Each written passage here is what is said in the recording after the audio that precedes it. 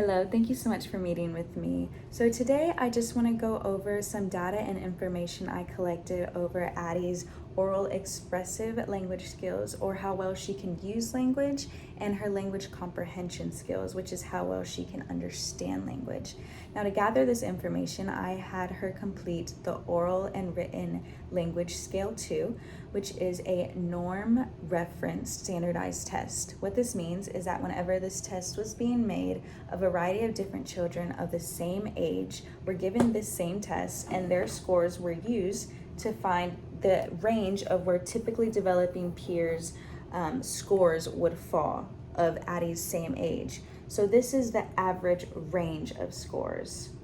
Now, I know this graph is a little bit, has a lot going on. So let me try to explain a little bit further. There's something called a mean score, which is the average score. For this specifically, it is 100. And then there's something called standard deviations, which means how far away a score is from the mean. So a standard deviation for this test specifically is 15. So 100 minus 15 is 85, and 100 plus 15 is 115. So anything between 85 and 115, or between one standard deviation below and above the mean, will be that average range where typically developing children will fall. Anything below one standard deviation will be below average compared to the typically developing children, and anything below 2 standard deviations below the mean will be significantly below average compared to the typically developing peers. And you can say the same thing for above average. Anything above 1 standard deviation will be above average compared to typically developing peers, and anything above 2 standard deviations from the mean will be significantly above average compared to typically developing peers. Now, to talk about Addie's score specifically, her oral expressive skills, or how well she can use language, her score was a 71, which was over 1 standard deviation below the mean, which puts her below average compared to her typically developing peers for language use.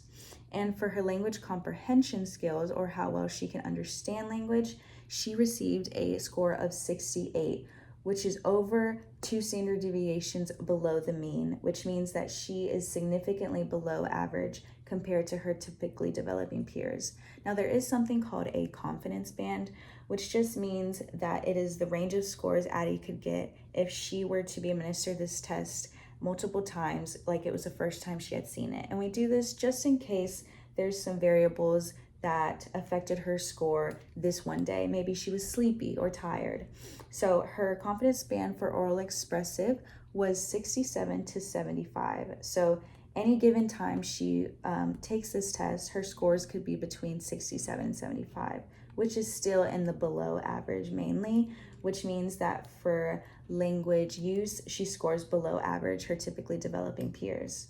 Now, for language comprehension score, her confidence band was a 64 to 72, which is still mostly in that significantly below average. So her language understanding skills are still significantly below average of her typically developing peers. Now, something I do see is that her language use skills are more advanced than her language understanding skills, how well she can understand language. Now, are there any questions for me? Do I think Addie can catch up or get the same as her peers? I think with therapy, it's a possibility her scores can improve, but I don't want to say that she'll be able to be exactly where her peers are. Thank you so much.